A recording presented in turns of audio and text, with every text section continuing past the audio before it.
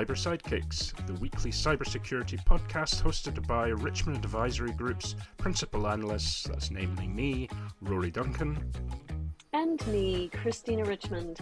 This podcast is your go-to partner for understanding the cybersecurity market, industry trends, and the real-world challenges of protecting organizations today. Hey Christina, how are you doing? I'm doing quite well, Rory. Actually, I think the seasons have turned here in the inland Northwest, starting to get that fall feeling. How about you? What's going on in your world? I'm aching all over. Oh dear. Apparently it's the change in the seasons. Oh no. So, that's not a good indicator. No. Or it is a good indicator, but it's not a pleasant one. Yeah, exactly. It's nothing to do with getting old. It's purely the change in seasons, Exactly. I've been having this since I was a baby, nothing, no big deal. So you can read the weather. Exactly. So what have we got coming up in this week's episode? Well, so we have a couple of good little news tidbits. We're going to chat about the topic of physical and personal security for CISOs or security leaders who are being targeted by cyber criminals. Not an old topic. No. I have some recommendations, actually. It's been near and dear to my heart, so that'll be an interesting one for me. What else do we have coming up, Rory? We've got a little bit more M&A news. Consolidation continues as ever, and this time it's Varonis, who are intending to acquire the email security provider called /Next, who have come up quite a few times in various conversations that we've had recently. So that will be interesting. /Next has come up, or Varonis has come up? /Next. Varonis? /Next. Has yes. it then? When you were traveling? Yeah. Oh, okay. Yeah. They seem to be pretty solid in terms of being recommended by everybody who I spoke to about them. So there must be something to that. So we'll be looking at that. And then what else? Okay. Oh, we have our friend Rock Lambros back again. He is the founder and CEO of Rock Cyber, and the reason we're having him back is because he's very engaged with OWASP on Gen AI and Agentic AI frameworks, looking at do we need to make sure we are doing in order to secure our usage and architectures of those capabilities. So we'll be talking with him about mostly security and Agentic AI today. Yes, indeed, the topics that we are continuing to discuss because our guests bring it up almost every week. So before we do the news, Christina, we should probably remind the listeners about our free monthly newsletter called Signal Not Noise. Yeah, and we've gotten some new subscribers to whom I've sent the 4-page extract that we promise from our recent AI security survey update. And so if you subscribe, you'll receive our newsletter on a monthly basis. And you'll also, as a thank you for subscribing, get the 4-page extract from this survey that looks at how prepared CISOs and the C-suite and senior IT practitioners are in facing AI-powered attacks and what would help them prepare. So please sign on if you like. You can go to richmondadvisorygroup.com down at the bottom of the homepage, and there's a little box that you can put your email in, and voila, you will be a recipient of the newsletter. Great. Thank you, Christina.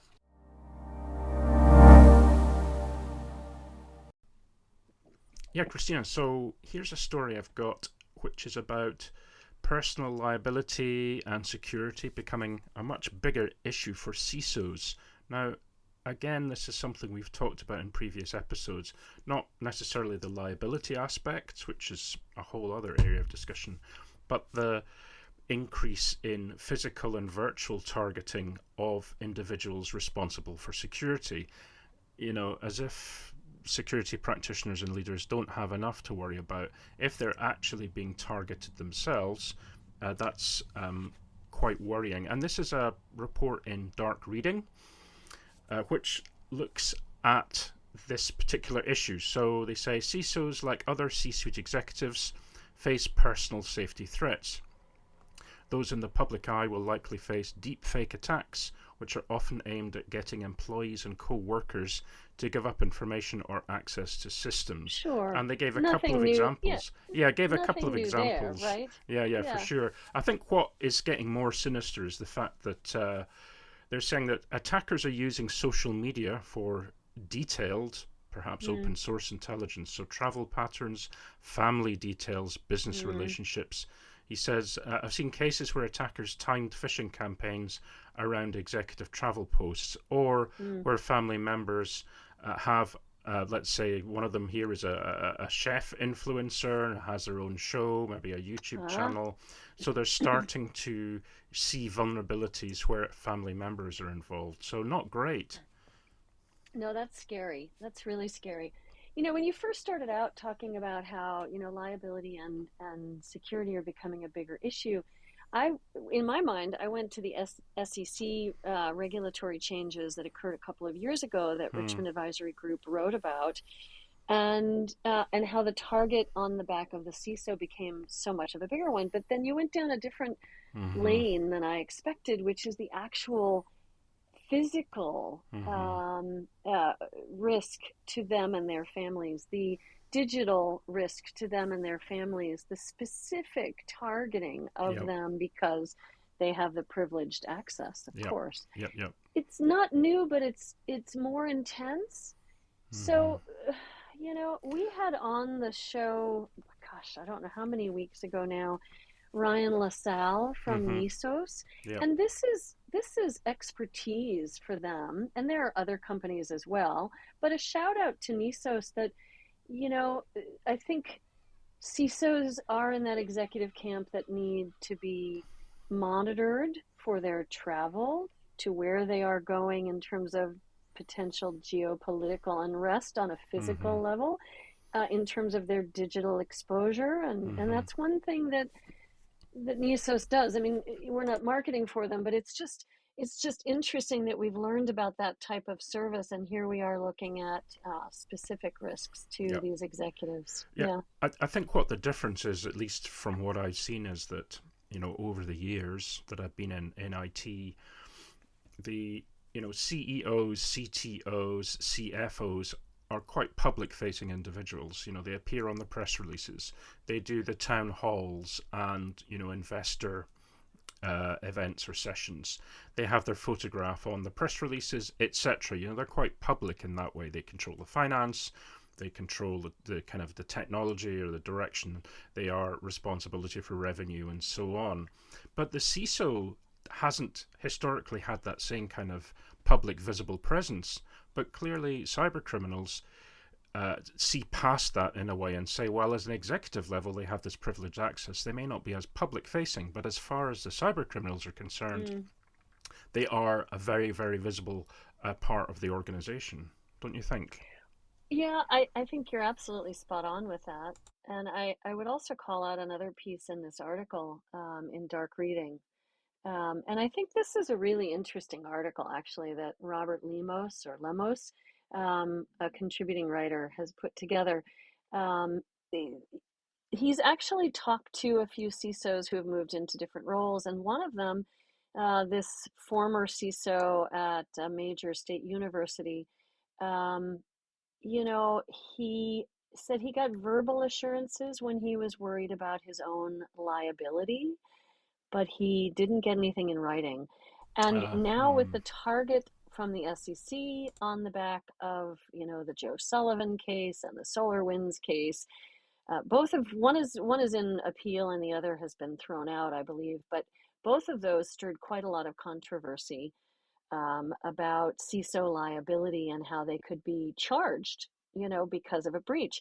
And so this gentleman, was asking for some kind of liability protection and some verbal assurances, or at least he got verbal assurances, but not in writing. And so you can get general liability insurance, but that doesn't quite feel like it hits the mark.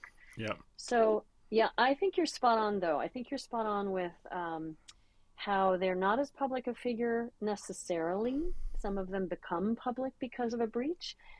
They are a target because they have privileged access and Hmm. certainly a lot of keys to the kingdom that attackers would want. but they also have this SEC target on their back. Yeah. So, Yep. Yep. yeah. And I think this is something that will happen for other C-suite roles for more emerging or more formalizing of technology. So the chief AI officer, for instance, Yeah. will Yeah. also have liabilities based on governance or management of their AI tools or capabilities, and will also be seen as a more public executive officer who has privileged access for the AI capabilities in the organization. So that's again something to, I was going to say, not necessarily look forward to, but something that's likely to emerge. Yeah, from your lips to the attacker's ears. We didn't just give you a clue or a tip, Oh, but I think it's probably already out there yeah, I'm in the I'm sure sphere. it's going on. Fine. So yeah, that was slightly sobering, but perhaps it's a sign of the times we're in as technology becomes more integrated, as security, AI, and other aspects of technology become closer together. Then we're seeing some of the risks associated on the personal side becoming bigger. Yeah, yeah. Thanks for that. That was an interesting story. So I hear we also have some M&A news that we wanted to share. Varonis acquiring email security provider /Next Mm. to enhance its business email compromise defenses. And you mentioned in our green room session that you've had many conversations where /Next has come up. Tell me about that. Yeah. So well, business email's been around for a long time, right? And people might think, oh, email security, it's done by my Yeah, service provider, it's done by, well, that's by my platform provider, oh, it's built into my operating system, whatever. Well, it's still around, right? That's us boomers still do email, and like it or not, the rest of the world also does. /Next had come up a couple of times when I spoke with folk over the last few months, because it's, they said, oh yeah, it's rock solid. Oh, absolutely. It's something that's been very well respected for its effectiveness. When it comes to, BEC, companies are looking to have, a solid 99.99% effectiveness. They're looking for something that is going to really work. And that's in the context of where it came up for the folk that I spoke with. Now, nice. it's not that Varonis didn't have anything like that, right? But under their own admission, they would say, look, they had kind of basic email monitoring capabilities for its data security posture management, so DSPM offering. But to the point of acquiring /Next, assuming it goes through, this will beef things up quite considerably, specifically because of the AI capabilities that /Next has. Well, and also, I mean, it's going to bring in the capabilities for defending against AI generated attacks, Mm. or at least starting to beef that up, but across multiple different modalities, whether it's Mm-hmm. email or text or Slack or Teams or Zoom, WhatsApp, all those different things. So that's pretty interesting. The article says that /Next deploys predictive AI models and technologies such Mm-hmm. as computer vision, I think of X-ray vision, Mm-hmm. natural language processing, and virtual browsers to identify, remove, and block phishing Yeah. and social engineering attacks. Interesting, right? Yeah. I mean, that's pretty, I would say, pretty advanced in terms of going beyond what most of us would understand as security protection within email. Having virtual browsers, for instance, to kind of fool the attack into thinking it had arrived in an actual browser. I mean, that's a really smart idea. So if it indeed does as it says, and it appears that it does so, given for the people I've spoken with, then great. That's a really good addition for Varonis to make to their Well, portfolio. yeah, and there's this independent testing firm which I had not heard of before. The Tally Group said Hmm. that /Next had a 99% overall detection accuracy. And I don't know if this is true, but 100% detection rate for BEC and QR code attacks. So good for Yeah. them if that is accurate, even if it's 97% or Yeah. Yeah. Yeah. 98%, Yeah. Yeah. that's pretty good. Yeah. So That's pretty good. yeah, well, and so consolidation continues Hmm. apace. It And does. this was an interesting one to cover, even though, yes, email compromise is something that's been around forever. It's basic hygiene. Hmm. So if you're getting that folded in with your DSPM, that's not a bad thing at all. So, this week's special guest is Rock Lambros, founder and CEO of Rock Cyber. Welcome, Rock. Thanks for coming back to chat with us again. It's always a good sign when guests come back, isn't it, Christina? It is. And Love that certainly, you've come back. it's great. And for listeners who've not heard episode number 28, when we chatted with Rock about AI agents, please take a listen. So, Rock, actually, there's probably something even scarier than the worst cybersecurity incident imaginable about to happen in your life, isn't there? You're Are you going talking back about? to school. Yeah. Yeah, yeah, Tell us yeah, about it. yeah. Apparently, I hate myself. Yeah, I'm starting a master's of applied data science and AI at the University of Denver in a few days, Crikey. Wow. and I'm pretty terrified about it because there's a lot of math, Oh, and I dear. haven't done that kind of math in, I don't know, to date myself, 30 years probably. Really? So Wow. it'll be fun. It'll be Let good. us know. Yeah, let us know how it goes. I have fondness for the University of Denver because I lived in Yep. that area, as do you, as we've discussed in the past. And so, better you than me, Mm. um, Yeah. bringing the math back after 30 years. But I, I can't wait to hear what you're learning.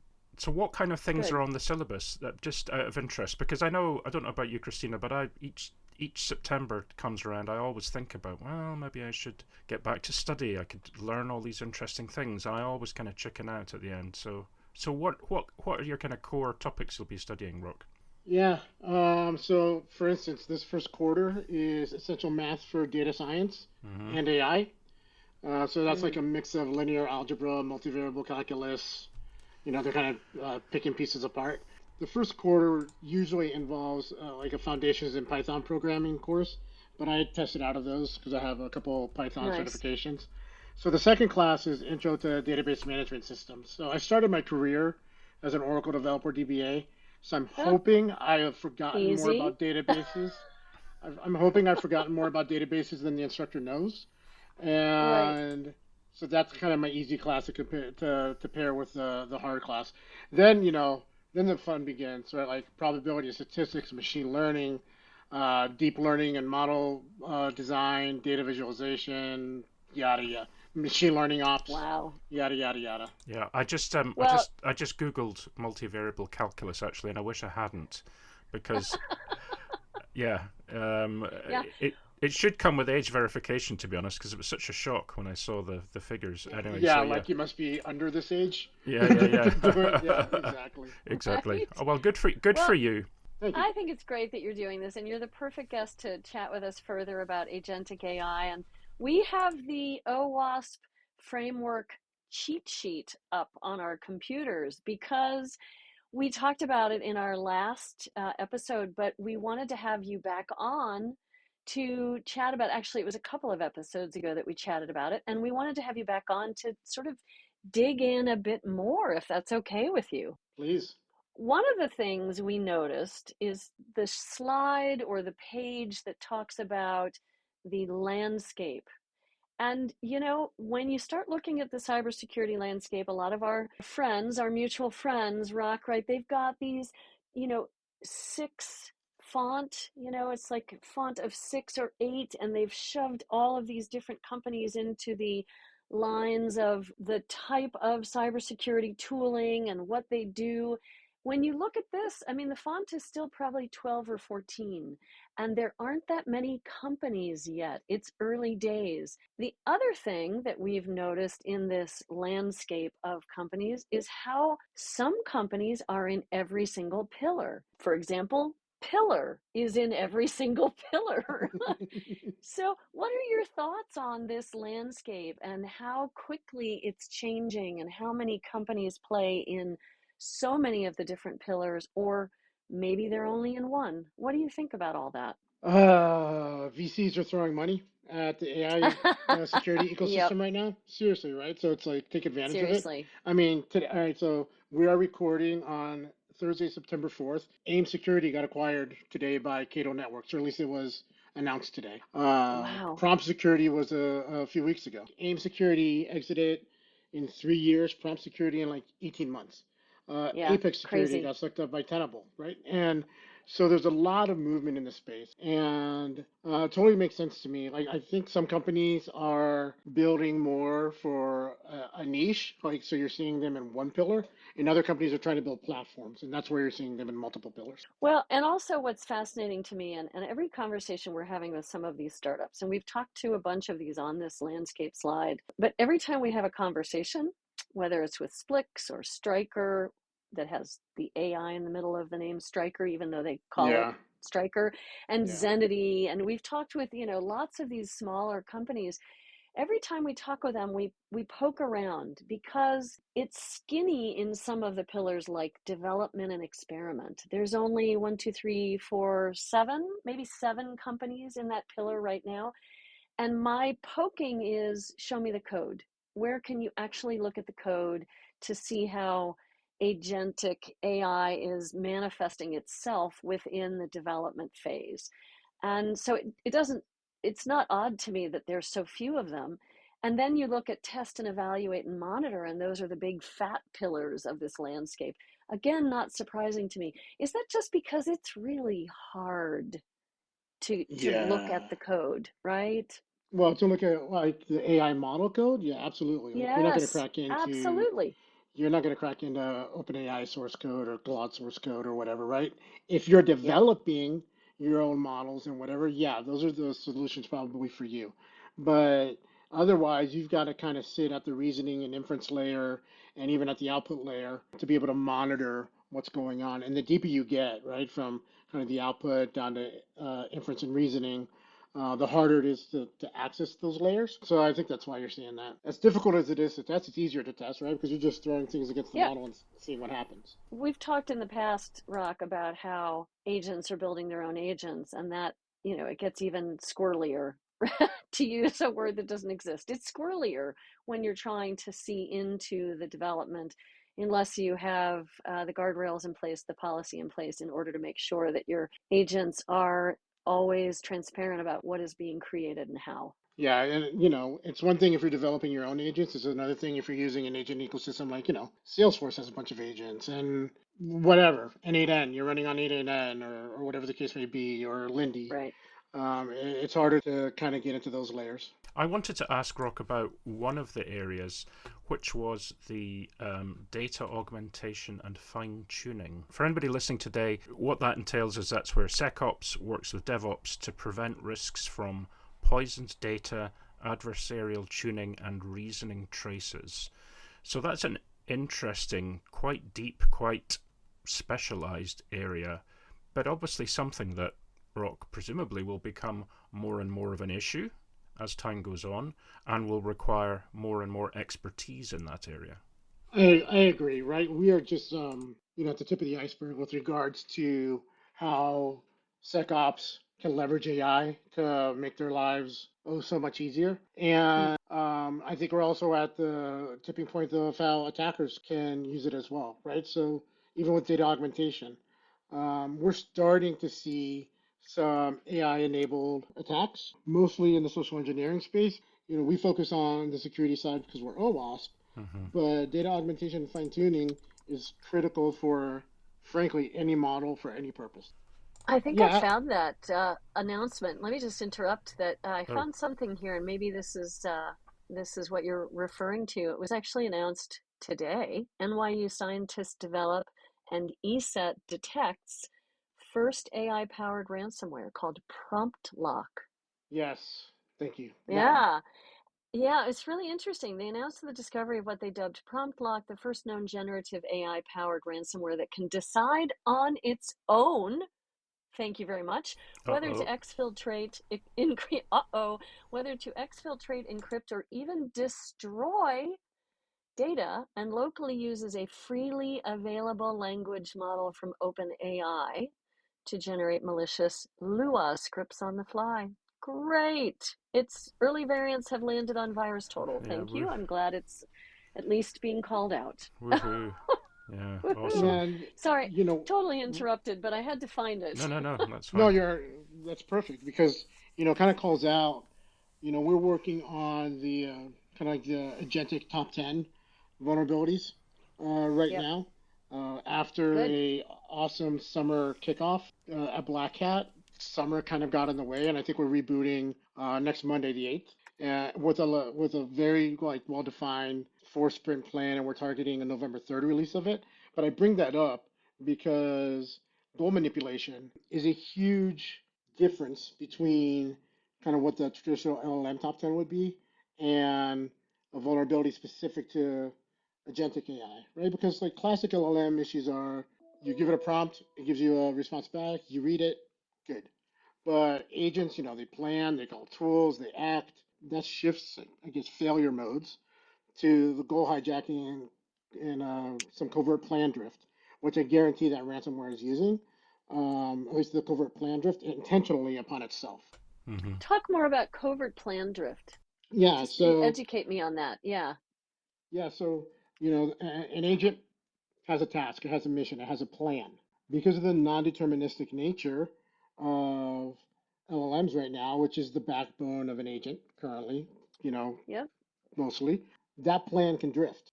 Just like you have model drift, and so attackers can, through memory poisoning, attack an agent and covertly drift that plan intentionally to change that agent's purpose. Got it. I'm in the GitHub that you sent to us a few weeks ago, and I'm looking at the memory poisoning area. So for our listeners, agents with memory can be manipulated by adversaries who add malicious or misleading data to the agent's short or long-term memory stores. Yep. So just to make sure that we're level setting on exactly what we're talking about. And so covert plan drift is when, for an example, you were saying an adversary can do the memory poisoning, such as it was just described, in order to shift the plan or shift the mission for that agent. Yep. That's one method of doing it. One method. There are others, but yeah, that's one method of doing it. Yeah, it's fascinating, isn't it? How many ways we can develop in order to attack, and then how we're always chasing our tails to have the defense in place.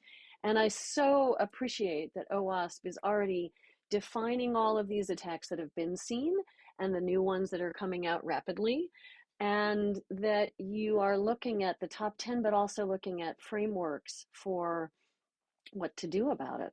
So the top 10 is in the works. Hmm. What about looking at TTPs and defensive strategies? Is that anything that OWASP would take on, or is that something you're doing in your own business, starting to look at those things?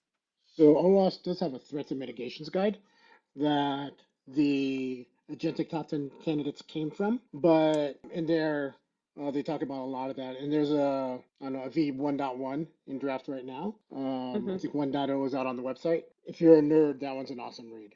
And then there's also a securing Agentic applications guide, which goes even deeper into some of the TTPs and how to defend against them. Love it. I'm just going and looking at that as well. So lots of good things for our listeners to go look up. Hmm. I really enjoy OWASP's mission and the people who get involved either on a volunteer basis or are kind of the backbone of what's being studied and looked at. I don't, is anyone actually paid at OWASP, or is it all volunteer? I've wanted to ask that question. No, it is 100% volunteer. That's what I thought. Yeah, it's a global community effort, right? We want to make things safer in the world.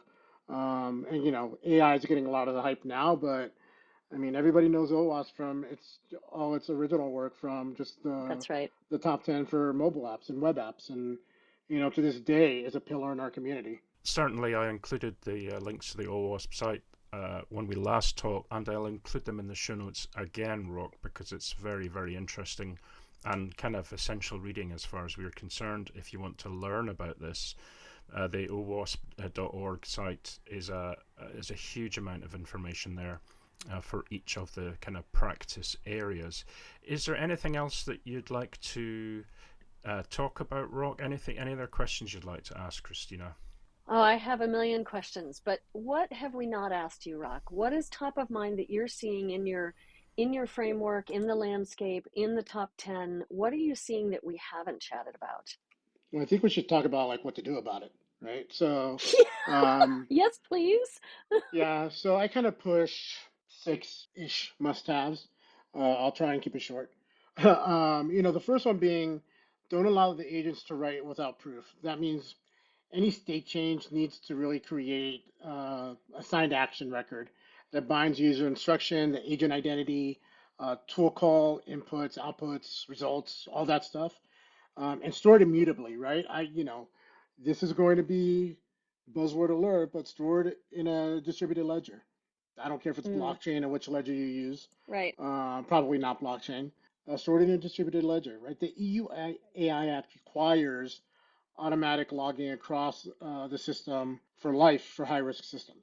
So the second one would be, the kind of that break glass for autonomy, right? You want to deny tool scopes by default. If there's any sort of type of escalation request, whether that be, transacting money, asking for credentials, CI/CD deploys, require a second agent or human to co-sign that goal or plan those changes. And yes, I said a second agent, right? Because, Uh-oh.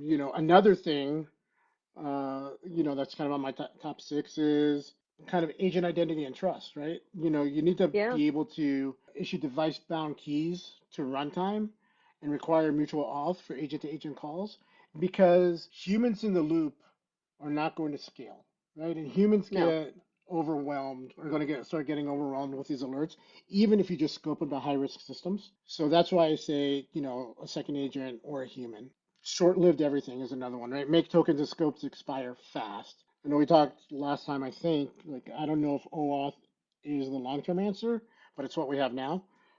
Make those tokens and scopes really, really short. And then memory hygiene, right? We talked about that memory poisoning. We want Yeah. to quarantine new memory writes. We want to scan for poisoning because we can't scan the memory. Rollback from any bad snapshots when there's a detector, and then a kill switch, right? Like Yeah. you need to have a runtime kill switch. Enforce policy kind of at that orchestration phase so you can stop an agent mid-chain when something happens, when it's about to spend too much, when it's about to exceed its scope, when you do notice some of that plan drift or memory poisoning or some sort of anomaly that triggers. So a lot has changed just in the 5 episodes since we last talked. We didn't talk as succinctly about what to do about agents. It was a little bit more hair on fire, right? Yeah. 5, 6 weeks ago. Is that how quickly we're getting our arms around things? Is that a true statement? I could have, we could have rattled this off back then, but we've been thinking about this for a long time. I mean, I've been involved with OWASP a little over a year. They were thinking about it, I don't know, probably a year before that. But with agents, yeah. I mean, the Agentic initiative isn't even a year old, right? And we're moving really fast, and there's a lot of research inside and outside of OWASP tackling the Agentic security issue, and it is crazy. Yeah, I mean, this has probably changed since yesterday. Yeah, So, yeah. yeah. No, I mean it's you've actually given me a lot, not a little bit, a lot of hope that I'll be able to sleep more at night because agents have really kept me up at night, not literally, but just the thought of, how we're going to handle agent to agent communication, how we're going to identify NHIs, the non human identities, how we're going to have a kill switch. So thank you. You've actually settled my brain a little bit, and I know there's so much more to be done. Rory, what other questions before we let Dear Rock, prepare for his school week? Oh crikey! I know. Oh, I Yeah. would. Jesus. I would be super nervous. My What's there orientation's to tomorrow. Is prepare? it? What's there to prepare at this point? Yeah. Well, do you Yeah, just show up. have you got your lunchbox? Are your clothes pressed and are you all ready? I remember that. Laundered. You Oh, know, yeah. getting everything new. Have you got your pens and pencils? I mean, that's the last time I did Oh, any absolutely. education. I was still using pens and pencils. Actually, no. The last time I did any education when I did my bachelor's degree, I and 2-3 others of us lobbied hard so that we didn't have to physically write our exam papers with a pen. We were the first year at our university, the first students to do our final exams on a computer. Wow.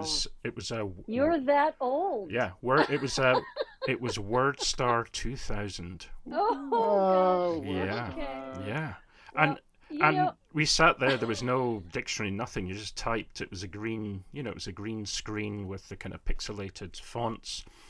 So I don't even know why I mentioned that, but it certainly goes back in time. But it does. That's from an education perspective. But I wonder then, Christina, does that mean, my question's for you, does that mean you're going to sleep better tonight, given your 1:30 a.m. start today? Yes, I'm going to sleep better tonight. And Rock, thank you so much. We will keep our finger on the pulse of what OWASP is doing. If you have a release coming out and you want us to take a gander and maybe come back on the podcast again and discuss it, we would love that. And meanwhile, Always. Good luck with school. Good luck. Thank you. All right, well, look, take care. Thanks for that, Rock. Keep in touch and let us know how you're doing, and we hope to have you back on again soon. Thank you. Appreciate you guys. Talk to you soon. Okay, bye. Take care. Bye. Let's wrap the show up then, Christina. Yeah, let's do. You can leave us a message if you like. Give us your feedback and suggestions. But you don't maybe have to write an email. If you don't want to, you can give us a voicemail. Yes. 90 seconds max, right? Don't make it too spicy though, Rory. Is that right? And where can they do that? Well, you can do that through SpeakPipe, which is www.speakpipe.com/cyber_sidekicks. However, if you are a little inhibited and would prefer not to leave a voicemail that may or may not be read out on the show, you can send us an email, and you can do that through rory@richmondadvisorygroup.com or... Yeah, very old school, but we still use email every day. So